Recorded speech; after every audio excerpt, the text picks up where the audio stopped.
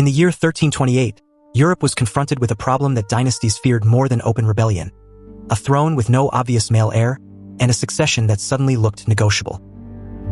Charles IV of France died without a surviving son, and with him the direct male line of the Capetians came to an end. On paper, this was a legal crisis. In reality, it was a test of the entire medieval order. In an age when law, ritual, bloodline, and force were inseparable, a succession was never merely administrative. It was a referendum on who had the right to command, who had the power to coerce, and who could persuade the great men of the realm that obedience still made sense. Two claims emerged from the vacuum. On one side stood Philip of Valois, a nephew of the dead king, supported by the French nobility and by the principle that the crown should descend through the male line. On the other stood Edward III of England, grandson of Philip IV of France through his mother Isabella. Edward's claim was real, and in a different political climate it might have been accepted. But medieval legitimacy was never decided by blood alone. It was decided by which bloodline powerful men were willing to defend. The French chose Philip VI. Later generations would give this choice the polished language of Salic law, as if the outcome had simply followed an ancient and unbroken legal code. That is too tidy for history. The deeper truth was political. France's magnates were not only asking which claimant had the cleaner genealogy, they were asking which claimant could preserve the realm, keep the great nobles aligned, and prevent a foreign king from turning France into a dynastic annex. Under that logic, Edward III was almost impossible to accept. He was not merely a claimant. He was the King of England. And that changed everything. England and France were not isolated kingdoms standing politely apart. They were entangled by conquest, homage, commerce, and memory. The English crown still held Aquitaine and Gascony in the south of France, remnants of the old Angevin world that had survived earlier wars and bargains. That meant the King of England occupied a deeply unstable position. Sovereign at home, yet a vassal of the French crown on the continent. One man could sit on one throne and kneel to another. Such an arrangement could be endured only while pride remained manageable. Once prestige hardened into strategy, it became dynamite. The most dangerous part was that the quarrel was not abstract. It was fiscal. Aquitaine mattered because trade mattered. English wool fed the looms of Flanders and the cloth industries of northern Europe. Ports along the Channel and the Atlantic were not decorative edges of a map. They were instruments of revenue, transit, and leverage. Customs dues, shipping rights, merchant privileges, and control of coastal routes turned the French frontier into an economic battlefield. A disputed province was also a disputed source of taxation. A claim to land was, in practice, a claim to tolls, ships, contracts, and the movement of wealth itself. So the dynastic dispute was never only about a crown. It was about who controlled the resources that made crowns possible. This is the first great misunderstanding about the 100 Years' War. It did not begin because rulers were irrational. It began because they were rational inside a world where honor, inheritance, and income could not be separated. Edward III could not simply abandon his claim without appearing weak before his own nobles and before the other powers of Europe. Philip VI could not tolerate an English king with a legal pretext to dominate French territory without admitting that the new Valois dynasty might still be fragile. Each side believed time could be made to work in its favor. Each side assumed the other would eventually yield. That is how long wars are born. Not from madness, but from mutually incompatible confidence. Around this central claim, the rest of Europe arranged itself like a field of forces around a magnet. Scotland leaned toward France not out of romance, but because French friendship was a weapon against English pressure. The old Auld Alliance made strategic sense. One kingdom's enemy became the other's shield. Flanders, meanwhile, became a prize no one could ignore. Its cities depended on English wool. Its rulers depended on trade. Yet its political alignment could tilt the balance of the entire Channel world. To influence Flanders was to threaten English commerce and French security at once. Medieval diplomacy therefore looked less like a set of treaties and more like a web of subsidies, marriages, hostages, and sudden reversals. The map was unstable because every major player was bound to several others by obligations that were half feudal, half economic, and fully combustible. Even the Papacy entered the game not as a detached moral referee, but as a diplomatic arena where legitimacy could be pressured, delayed, and displayed. Popes could bless, rebuke, mediate, and postpone. Yet the Church itself was entangled in politics, and every appeal to Rome was also an attempt to convert sacred authority into strategic advantage. In a world where kings were expected to rule by divine favor, public ritual mattered. Noble honor mattered. Visible obedience mattered. A ruler was not only expected to govern, he was expected to perform legitimacy in front of the realm. And legitimacy in this age had to be seen. That is why aristocratic war culture mattered so much. The great nobles of France and England did not live as quiet administrators. They lived in a martial society where status was displayed through arms, retinues, banners, and the ability to command men in the field. War was one of the great stages on which political worth was proven. A king who did not defend his rights looked weak. A king who could not reward followers looked hollow. A king who taxed without purpose risked turning loyalty into resentment. Sovereignty was fragile because it depended on a constant exchange. Honor for service, protection for obedience, privilege for support. Urban wealth added a new complication. By the early 14th century, cities, merchants, and textile markets had become too powerful to ignore. Kings needed money more than ever, and money increasingly came from people who did not fit the older feudal ideal of mounted nobles and hereditary warriors. That shift did not erase the old order overnight, but it put pressure on it from below. Rulers now had to persuade subjects that war was worth financing. Taxation was no longer a rare emergency. It was becoming a tool of statecraft. And every tax demanded a story. A ruler had to explain why the next campaign, the next fleet, the next levy, the next diplomatic bargain was necessary for the survival of the realm. In that sense, the quarrel over France was also a quarrel over the emerging shape of government itself. Edward III inherited one kind of political problem: how to turn a hereditary claim into an enforceable international reality. Philip VI inherited another: how to turn a disputed election into an unquestioned dynasty. Neither task could be solved by ceremony alone. Both required fleets, money, alliances, castles, garrisons, and above all the ability to hold together coalitions of men whose loyalty was conditional. The claim mattered, but only because claims could be translated into power. And power, in turn, depended on whether a ruler could move men and resources across a fragmented medieval landscape without losing the confidence of those who paid the bills. This is why the war was not inevitable, and yet almost impossible to avoid. Not inevitable because compromise was still conceivable in 1328. Medieval politics had room for ambiguity. A settlement could have been engineered, a bargain struck, a claim softened by marriage, tribute, or concession, but almost impossible to avoid because every structural pressure pushed toward confrontation. England had territorial interests in France.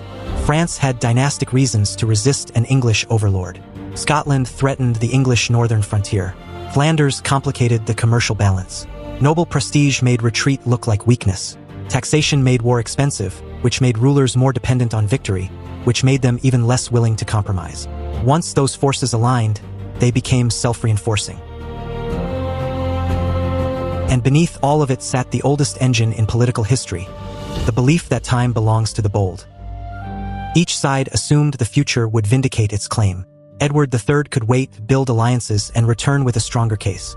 Philip VI could consolidate the Valois throne, force obedience, and make the question irrelevant. This is the grim irony of dynastic conflict. Men think they are preserving order, but in trying to secure legitimacy, they often create a contest that outlives their own generation. The argument is never only about who sits on a throne. It is about what kind of political world the throne represents. So when the French crown passed to Philip VI, the decision did not settle the matter. It only drew the first sharp line across a continent already divided by trade, honor, and strategic fear. The legal puzzle of two kings and one crown had been posed. Now the larger reality would assert itself. Claims are only as strong as the fleets that carry them, the money that feeds them, and the alliances that keep them alive. That is where the story turns. From inheritance to enforcement, from bloodline to machinery, from the language of right to the brutal architecture of war. Once the legal puzzle has been laid bare, the true machinery of war comes into view. Dynastic claims rarely remain arguments on parchment. They harden into fleets, taxes, hostages, alliances, and, finally, blood. In the 14th and 15th centuries, the crown of France was not merely a prize of inheritance. It was a test of whether a king could persuade nobles, merchants, churchmen, and soldiers that his version of legitimacy was worth the cost of enforcing. And that cost was never abstract. It was paid in coin, in obedience, in ruined harvests, in delayed trade, and in the slow exhaustion of entire political orders. Edward III understood this better than most monarchs of his age. He did not simply say that he had a claim. He turned his claim into a political project. By asserting his descent through Isabella of France, he framed the French crown as something denied by custom, not by right.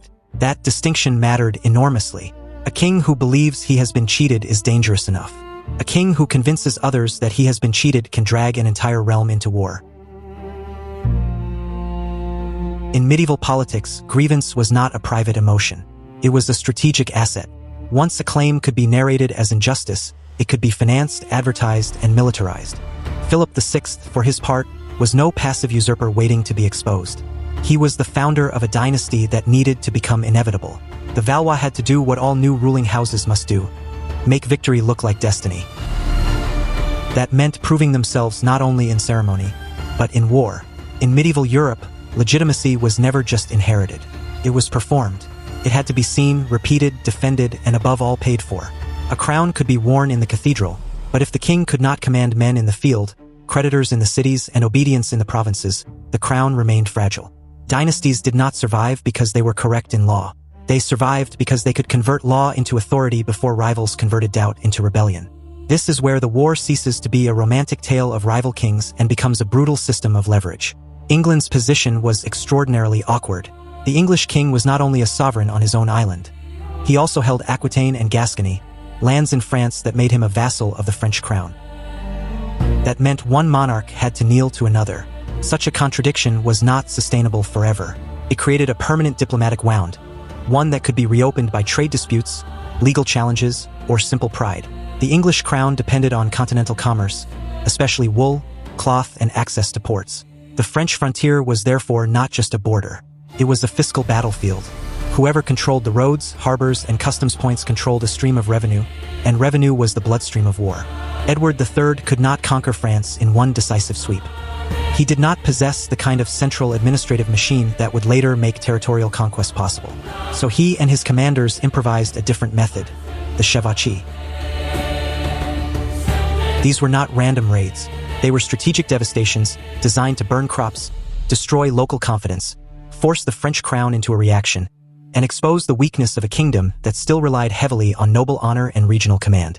In theory, France was the larger and richer realm.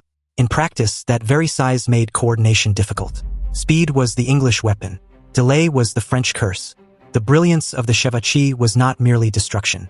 It was political theater with military consequences.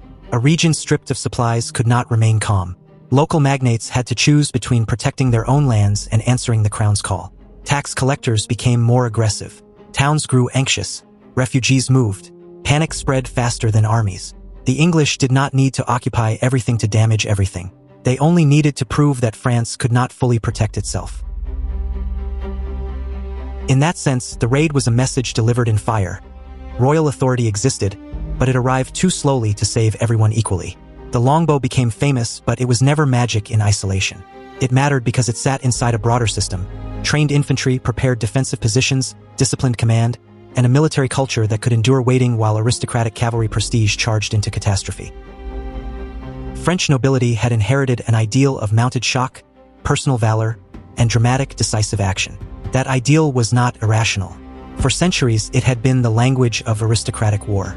But the battlefield was changing faster than the ideology that described it. A knight could still be brave and still be obsolete. Human beings are often last to notice when their proudest strengths have become liabilities. And the danger was not just tactical. The longbow exposed a deeper institutional mismatch. English forces were increasingly organized around coordination. Infantry supporting missile troops, terrain chosen for defensive advantage, commanders forcing the enemy to attack on bad terms. French forces, by contrast, were often trapped by the expectations of aristocratic culture. The nobility expected battle to reward courage displayed in visible form. Yet the new reality rewarded discipline, timing, and patience. The result was humiliating because it made one of the proudest social classes in Europe pay for its own assumptions in mass casualty. The French faced a more profound strategic problem than simple bad luck. Their realm was politically fragmented, shaped by powerful noble houses, local obligations, and the immense difficulty of coordinating a kingdom that was still half feudal, half royal. Command could be slow, rivalries could be fatal, and every aristocratic defeat created another layer of compensation owed in ransom, another family bankrupted, another political faction humiliated. In this world, war was not merely an act of violence. It was a financial ecosystem. Noble captives could be worth fortunes. Hostages could stabilize treaties. Ransoms could enrich one side while impoverishing another. Victory had a balance sheet. That balance sheet reached deep into society. Kings had to tax. Subjects had to be convinced. Loans had to be negotiated. Merchants had to be assured that war would not destroy the very trade on which the crown depended. Even the language of loyalty was increasingly tied to extraction. The question was no longer simply whether a ruler had a right to rule.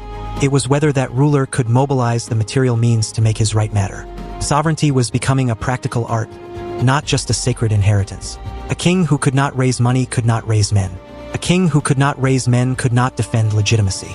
In that sense, the finance office and the battlefield were already fused.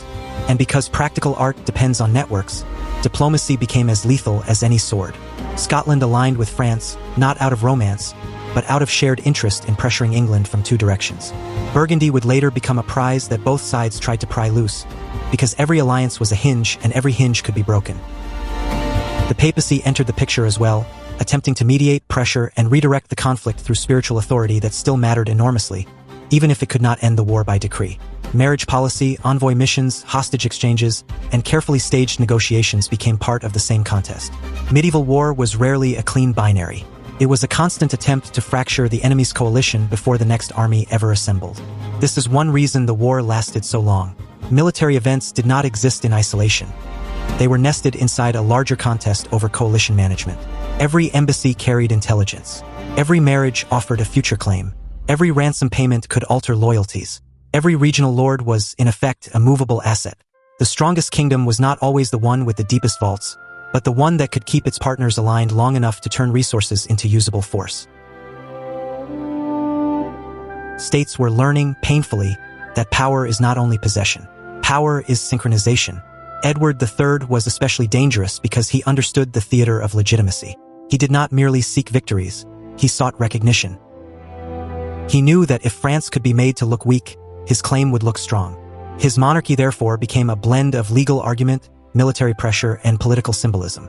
That is a sophisticated form of power. It recognizes that crowns are not held by force alone, but by the stories surrounding force. Philip VI had to answer with the same language. He had to prove that the Valois were not a temporary compromise, but the rightful center of the French political world. This is what made every skirmish larger than itself. Each battle was a referendum on a dynasty. There was also a subtler truth underneath all of it. The kings were not only fighting each other, they were fighting uncertainty itself. A realm that doubts its future becomes harder to tax, harder to mobilize, and harder to discipline.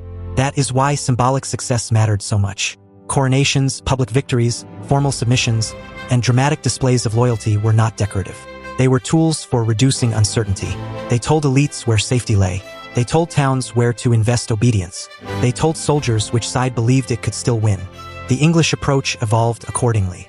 Rather than trying to occupy every inch of French territory, they often chose campaigns that punished the French economy and manipulated French expectations. A raid could achieve more than a siege if it forced the enemy to spend, disperse, and panic.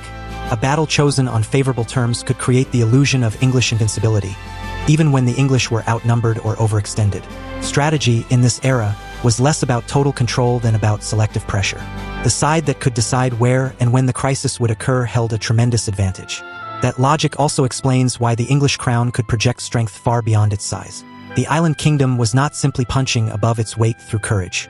It was using maritime transport, concentrated effort, and political clarity to create moments of disproportionate force.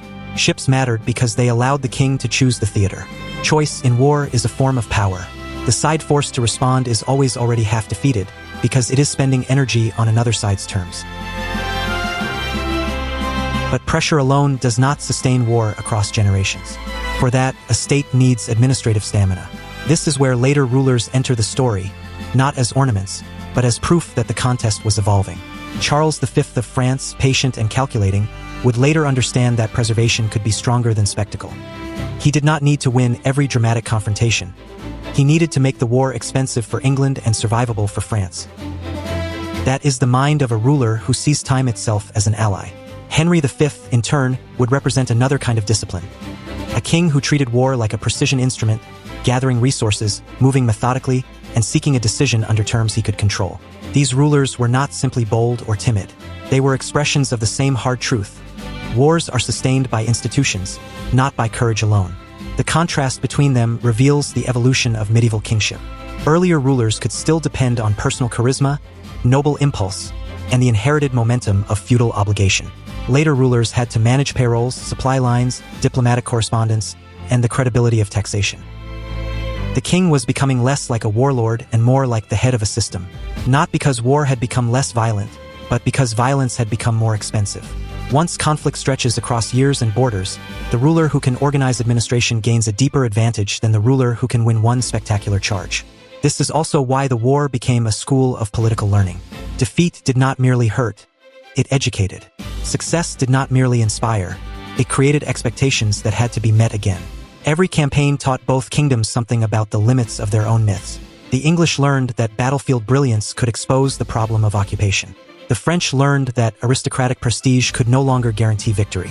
Both sides learned that resources had to be assembled before they could be deployed, and that money, rather than honor, often determined how long honor could survive. And that is the central revelation of this entire conflict. The medieval world still adored the language of honor, but the machinery beneath honor was becoming harsher and more bureaucratic. Money had to be counted, men had to be assembled, ships had to be secured, intelligence had to flow. Every decision about alliance or taxation created consequences months and years later. The king who could manage all of that did not merely command an army. He commanded time. This is why the war between England and France became so enduring. Neither side could simply shrug and walk away. The claims were entangled with territory, commerce, prestige, and the survival of ruling houses. Each dynasty believed that endurance would vindicate it. Each kingdom assumed the other would crack first. And so the war became a contest of patience as much as of arms, a struggle in which logistics, diplomacy, and finance were often more decisive than swords. By the time the armies finally met in the field under the great spotlight of history, the battle would only be the visible crest of a much deeper wave. The real conflict had already been fought in council chambers, counting houses, royal marriages, and the patient manipulation of belief. The battlefield would simply reveal, in a single violent instant, which kingdom had built the stronger machine. By the opening decades of the 15th century, the war had already taught Europe a brutal lesson. France could be made to bleed, and the old aristocratic confidence of the French nobility could be broken by soldiers who understood discipline better than ceremony. Crécy had revealed it. Poitiers had reinforced it. But Agincourt in 1415 would transform that lesson into a political shock so severe that it exposed the weakness beneath the crown itself. Not because France lacked courage, but because its ruling class still mistook inherited prestige for battlefield control. For Henry V of England, this was never a war of wandering impulse or theatrical conquest.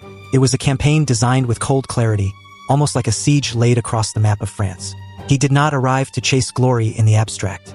He landed, advanced, and forced decisions. Harfleur fell. Then came the next move and the next. Henry's genius was not the fantasy of conquering everywhere at once. It was the discipline to choose where pressure would be applied, and to understand that a kingdom can be destabilized by a single disastrous reaction more easily than by 1,000 scattered blows. That was the essential logic of limited objective warfare. Henry V was not trying to win a pageant. He was trying to impose a crisis of judgment on the French political elite. If the French crown could be forced into a clumsy response, then the battlefield itself would become a referendum on legitimacy. In the medieval world, that mattered enormously because monarchs were never judged only by right of birth. They were judged by whether their authority could be made real in public under pressure in front of rivals. And react France did. The French nobility still carried the memory of its inherited supremacy. Armored horsemen, proud lineages, tournament culture, and the certainty that high birth should naturally become victory. But Agincourt exposed the fatal gap between prestige and performance. The French host was enormous, crowded with rank, rivalry, impatience, and vanity. Command was fractured before the first arrow flew. Too many men of status wanted to be seen leading. Too few wanted to be told where to stand. The army did not merely face an enemy. It faced the consequences of its own hierarchy. That was the hidden violence of medieval politics. Kingdoms rarely failed because they lacked bravery. They failed because too many powerful men believed courage was a substitute for coordination. The political order that produced elite honor also produced elite interference, and once that elite could not be disciplined, its numbers became a liability rather than a strength. Henry V chose the ground with chilling intelligence. The English position narrowed the French advantage, forced movement through constrained terrain, and turned the old language of knightly dominance into a trap. The longbow did not win by magic. It won because it belonged to a larger system. Trained infantry, defensive preparation, command cohesion, and a battlefield design that forced the French into a killing zone where momentum became self-destruction. The French charge collapsed under its own weight. Men of the highest houses fell into the crush not because they were weak, but because the structure around them was weaker than the violence it tried to absorb. Agincourt became a catastrophe not merely because France lost, but because it lost in a way that humiliated the ruling class before the entire political world of Europe. The dead were not anonymous. They were the visible architecture of French authority. When they fell, the image of French military destiny cracked open. Prestige had been made to look fragile. Aristocratic certainty had been made to look expensive, slow, and obsolete. And yet here is the strategic paradox that history never stops repeating. Spectacular victory is not the same as durable conquest. England had won the field, but not the kingdom. Henry V had demonstrated force, not solved the deeper problem of occupation. A campaign can destroy an army faster than it can build a state. French territory was too large, too politically dense, too socially layered to be converted by one battle, however glorious. English power could raid, terrorize, negotiate, and dictate terms for a time, but it could not effortlessly transform battlefield triumph into permanent continental control. War at this scale was not a tournament of brilliance. It was an exhausting contest of institutions, cash, legitimacy, and endurance.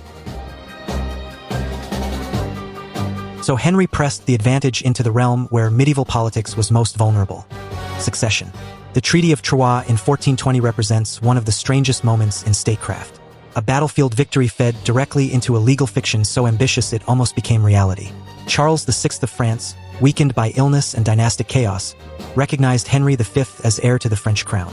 On paper, the English king was no longer merely an invader. He was being written into the succession of France itself. A military success had been converted into a claim of dynastic inevitability.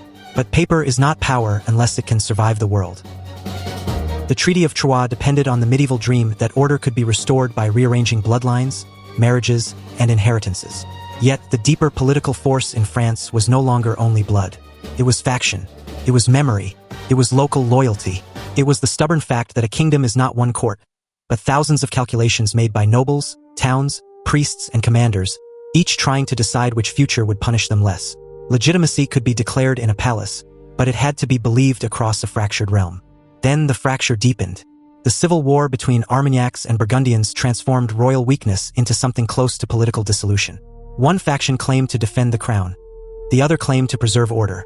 Both were willing to reach for foreign help if it destroyed the domestic rival first. This is what makes civil conflict so devastating in dynastic Europe. The enemy is never purely external. The state begins to consume itself while still under siege. In that atmosphere, every local loyalty becomes strategic, every noble household becomes a political fortress, and every rumor can alter the balance of the kingdom. From that ruin emerged one of history's most potent symbols, Joan of Arc. Her importance does not lie in the shallow myth of a lone miracle suspended above politics. Her real power was political. France did not merely need a soldier. It needed a legitimacy event. It needed a figure who could cut through the fog of defeat and say, in effect, that the kingdom was still alive. Joan worked because she arrived at the precise moment when despair had become a governing condition. In a fractured state, symbolism is not decoration. It is a weapon that can reorganize belief.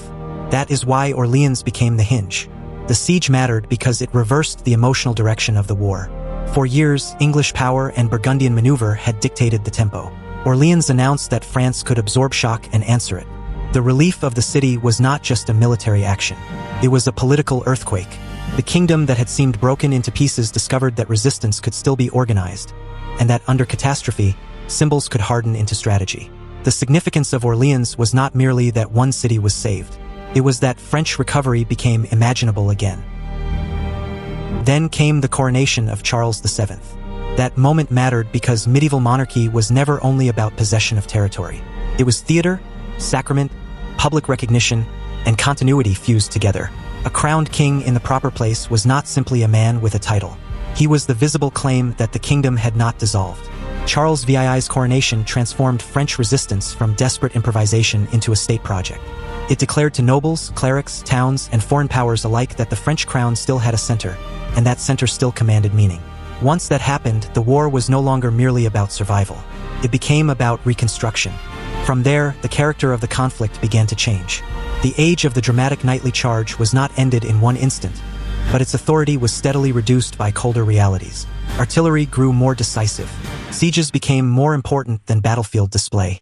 Engineers, accountants, and administrators rose in value.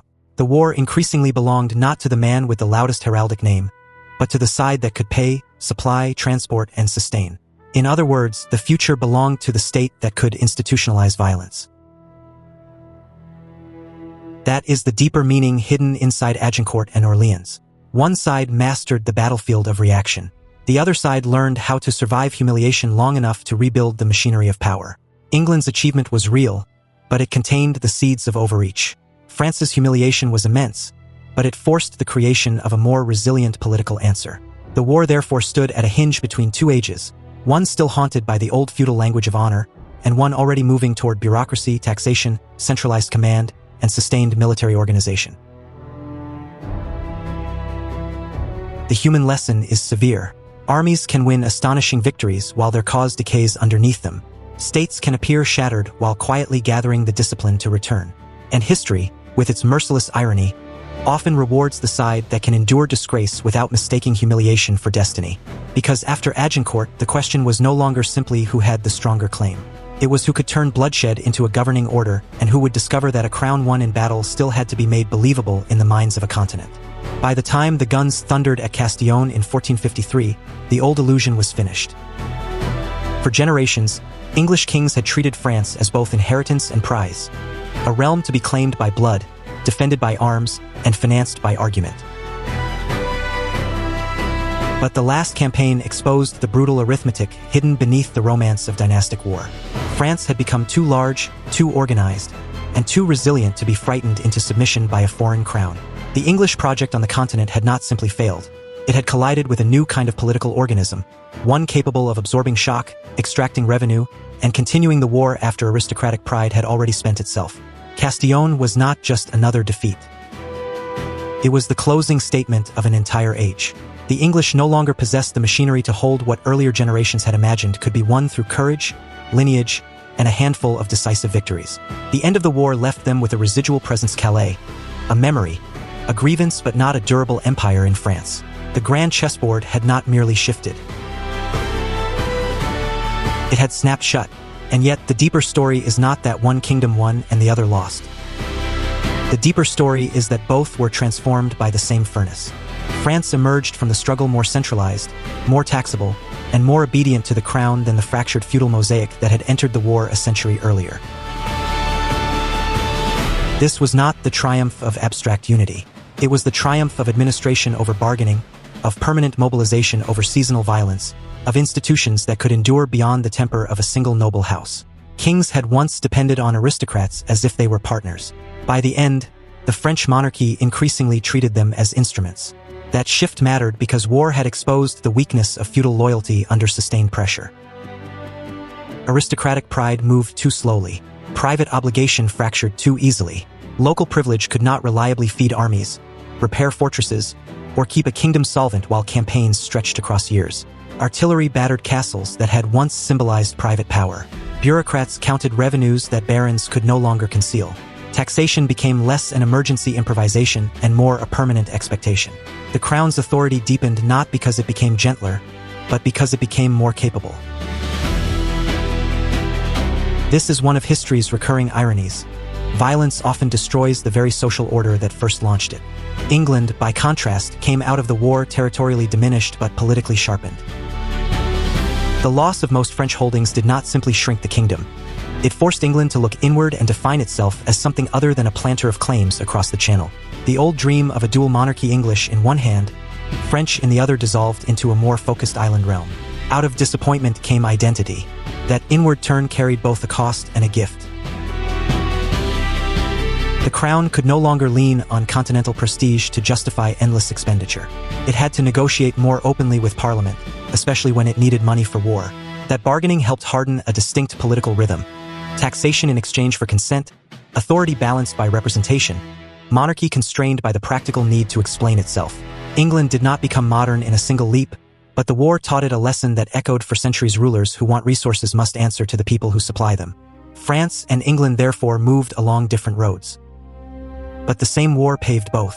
In the older feudal world, war had often been a matter of honor, obligation, and seasonal violence. Noblemen raised retinues, fought for glory, sought ransom, and measured success in prestige. The 100 Years' War exposed the weakness of that model. Battles were no longer isolated duels of aristocratic courage.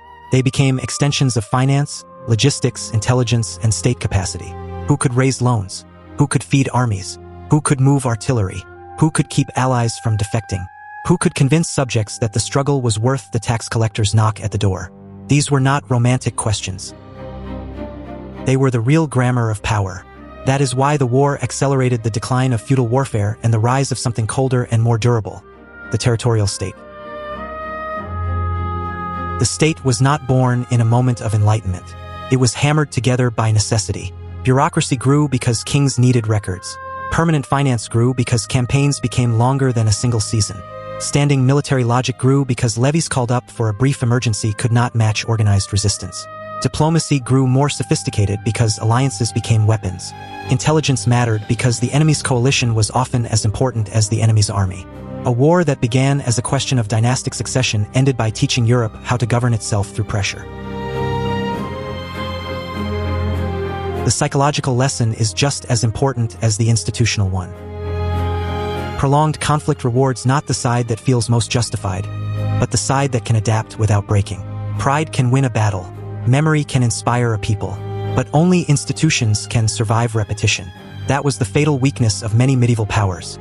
They could summon loyalty, but they could not always convert loyalty into an enduring system.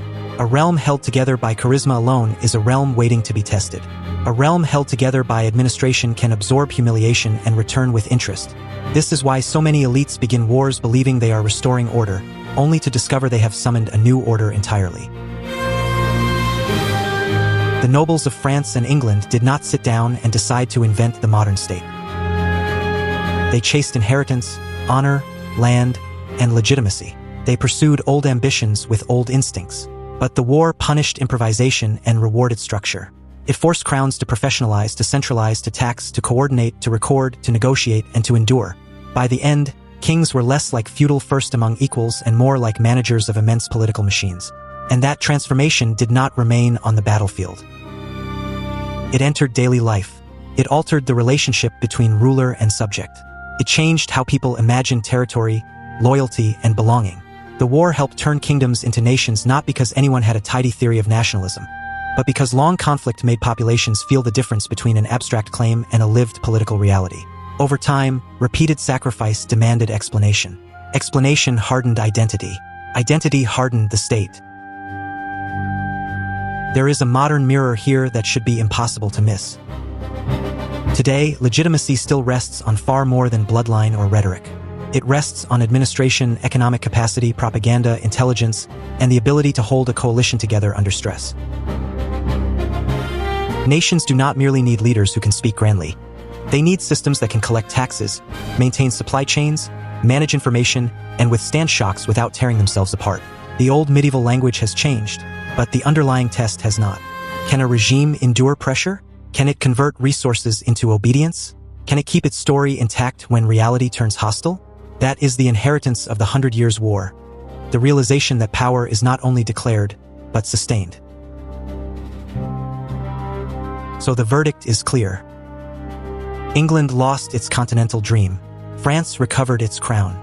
But both kingdoms emerged with stronger political bones than the ones they had brought into the struggle. The cost was immense. Generations of devastation, taxation, noble death, civilian suffering, and a landscape reshaped by a conflict that had begun with a claim of inheritance and ended by redefining sovereignty itself. And perhaps that is the final, unsettling truth. Wars rarely end where they begin. They teach societies new habits, new fears, and new machinery. Leaders think they are fighting for a border, a title, a marriage right. History answers with something larger and colder. A new state, a new public, a new idea of power. Which leaves one last question hanging over the ruins of Castillon and the long memory of Europe. When rulers ignite a war to preserve their inheritance, how often are they, in fact, burning down the old world and accidentally forging the next one?